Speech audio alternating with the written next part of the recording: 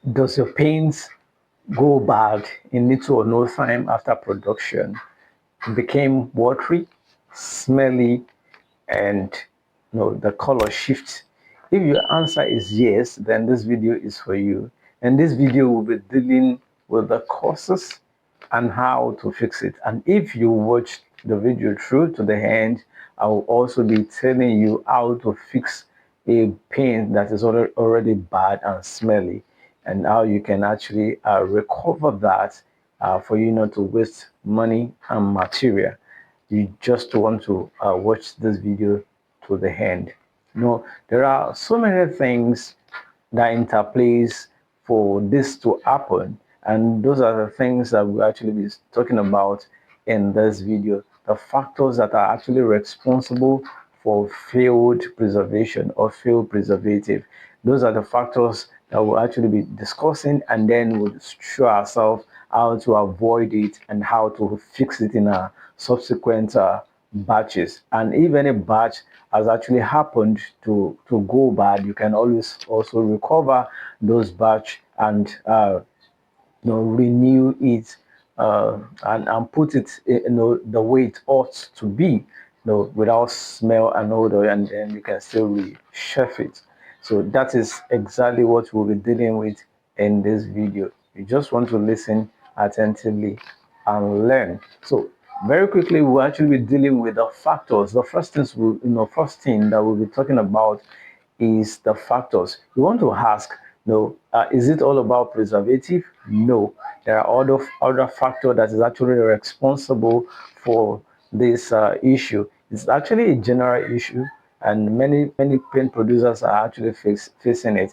Even when they use a very good preservative, they just see that the paint eventually fails, or the preservative eventually fails. That is because some of the factors that are actually responsible are not put into consideration. All our attentions are just zoomed on the preservative, or the preservative chemical that we use, while ignoring other factors that you will need to consider in order for us to have proper preserved paint. So in this video, we're talking about the factors and how you can actually preserve the paint to last longer, between 1 year and 2 years, unlike the 3 months or 2 month failure that so many producers do have. So just stick with me as I walk you through the whole thing. I've actually highlighted some of the factors that is responsible for the failure. I've actually highlighted them, and the very first one I put there is poor preservative, or poor preservative system. The very first line of defense for your paint is the preservative used. Every other thing also matters, but then the very first one we'll be discussing in this video is a preservation system. What are the chemicals that you use in your preservation? If the preservative you use is weak, is actually a weak preservative, you are definitely going to have issue with your paint preservation. It will definitely fail, especially when you use preservative that are not broad spectrum. We call some preservative broad spectrum preservative. In other words, they take care of very wide range of bacteria, while some are just focused or directed at just one single strand of bacteria. And then once they eliminate that bacteria, every other bacteria can survive in the medium that they are actually used. So we have different types of preservative. But then what you want to focus your attention on is the preservative that are broad spectrum, that are wide, that have wide range of preservation. You want to that is exactly what you want to use in your paint production. Now, some person will say, "Oh, can I use formalin?" Formalin is not really very active or very broad spectrum preservative against bacteria. No, it's have no. It can actually function for a very limited period in time, or of time rather. So it can just maybe between few weeks and probably a month or two, or at most 3 months. But then if you want your paint to last longer, you begin to look beyond formalin in preserving your paint. You want to look beyond formalin. You want to look at something that has a very broad spectrum. Preservative I always recommend, though you have to do your own research about, is Acticide. Acticide. Acticide MBS. Acticide MBS is actually a very wide spectrum biocide or preservative that kills a very wide range of bacteria. So you can always use this preservative. But then one thing about this is that we have different type of Acticide. This Acticide in itself is a trademark and not the chemical or the chemical in it. So it's just a trademark. In other words, under the same Acticide, we have other biocide. For example, we have Acticide BW20. So it is actually an Acticide also. But then one thing I usually encourage is for you to do your own proper product research so that you get to know all of these things. So this too is actually a biocide, but they actually target different range on different spectrum of bacteria. But this one is most active against many strain of bacteria. So you want to use, or whenever you are asking your vendor, you want to ask if they have MBS Acticide. So that is that about that. So under the poor preservation system as a factor, you still want to consider a dosage used, the dosage used in that production. In the dosage used in that production, you see many producers just go ahead and add biocide without proper measurement, or without referring to the manufacturer prescription for that specific product. What is the amount, or what is the dosage that you had in XYZ amount of paint that will ensure that it is very, very active against what you are using it for. So for preservation, so you want to know the dosage. Majority of those preservative works between 0.5% and 1.1%. Some can be as high as 2% for the measurement or for the dosage for it to be active. In other words, if you are actually producing, let's say for example, you are producing a paint that is 20 kg in weight, 20 kg in weight. I'm not telling you 20 liter, but I'm saying 20 kg in weight. You want to check between the 1% of the total weight of that production for you to be able to get the amount to be used. So let's do the math. So we have 2 over 10, which will eventually give you 0.2. It will give you 0.2. Let me shift it up a bit. So we have 1 over 10, or over 100 rather. We choose to use 1% of that total production times 20 kg of paint. I'm not saying 20 volume, I'm saying 20 liter volume. I'm not saying 20 liter volume, I'm saying 20 kg of paint. So when you divide, you have 2 over 10, which gives you 0.2 kg. In other words, in 20 kg of paint, you are expected to use 0.2 kg, which is 200 grams of preservative in that volume. No, in that weight rather. Because the reason why I'm actually trying to clarify that the volume and the weight is because volume of paint is different from the weight of the paint. The weight of the paint, volume of paint is different from the weight of paint. So in 20 liter volume, you can have maybe 26 kg. That means in that your 20-liter bucket, you can have 26 kg. You can have 24. You can have 23, depending on the specific weight or the specific gravity rather of the chemicals that was actually used, the contributing specific gravity or the density, so to speak. For water, it is 1.1. It is one rather one. For other liquids, it can be 1.2, 1.3, 1.4.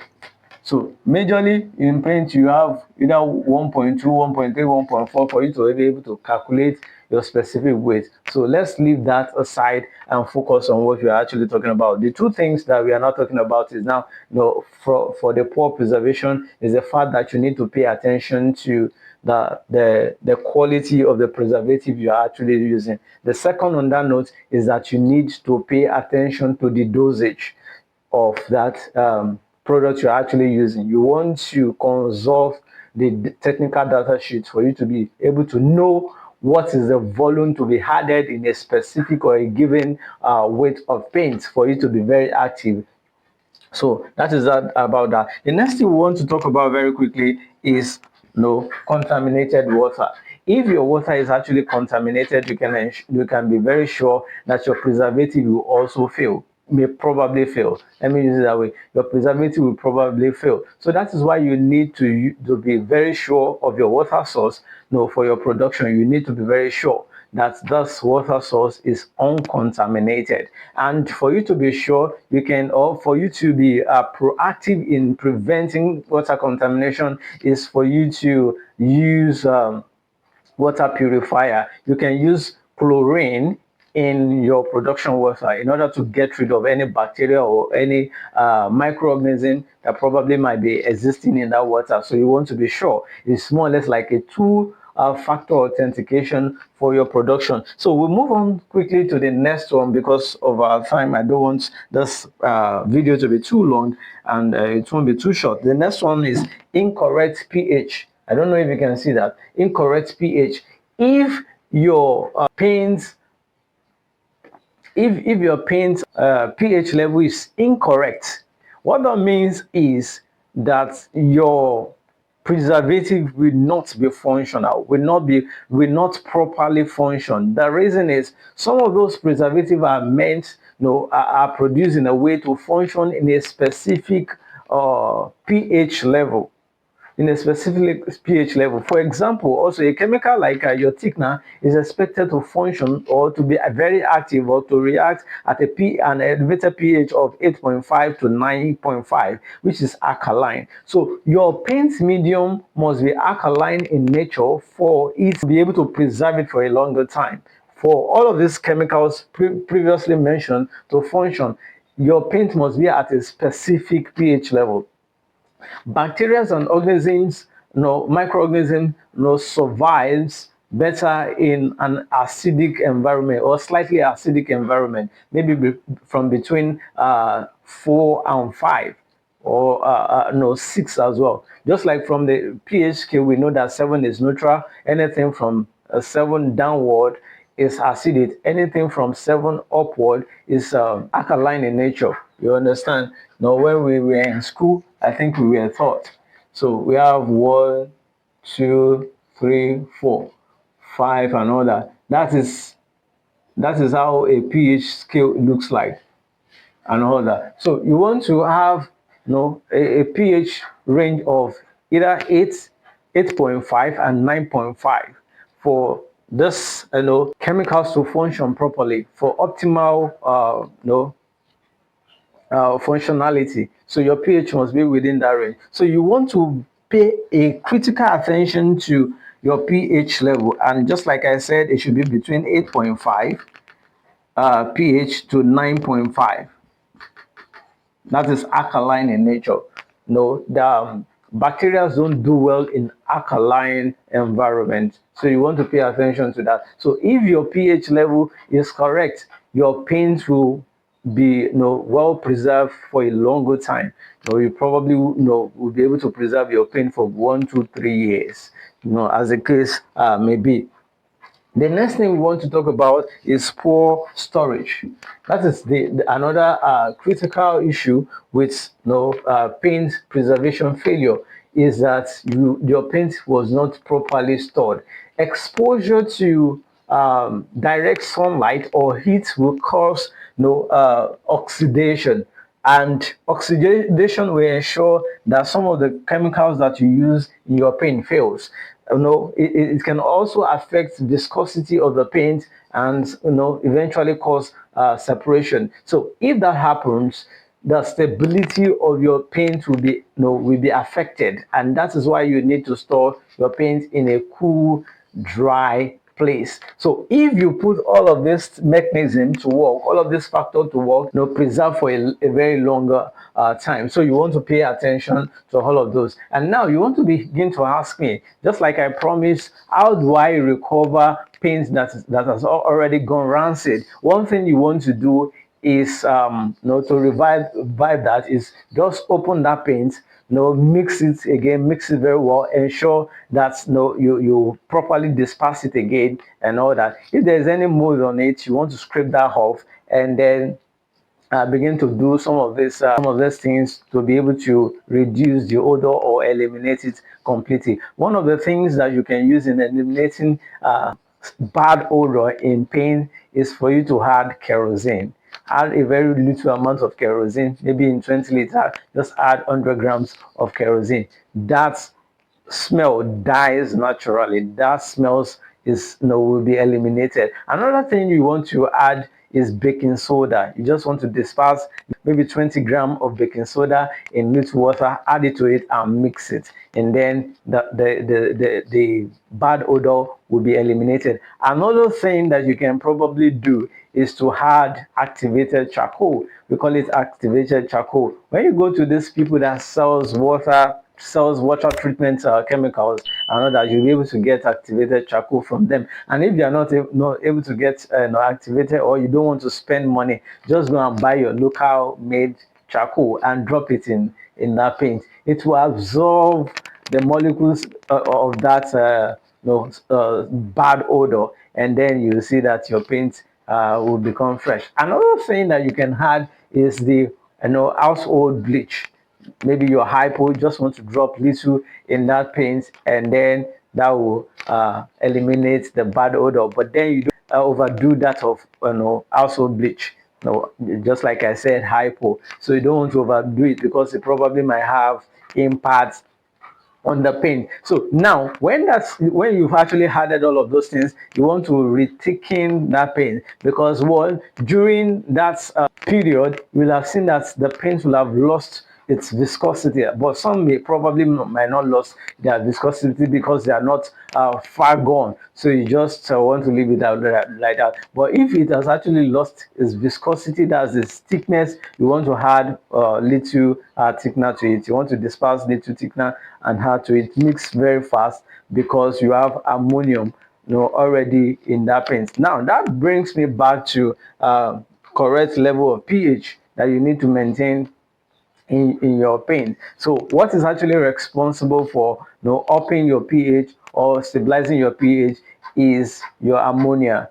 Your ammonia. And also there's this other one called AMP 95. AMP 95, you can also use that also, AMP 95. So that is just basically that about that. See you in my next video.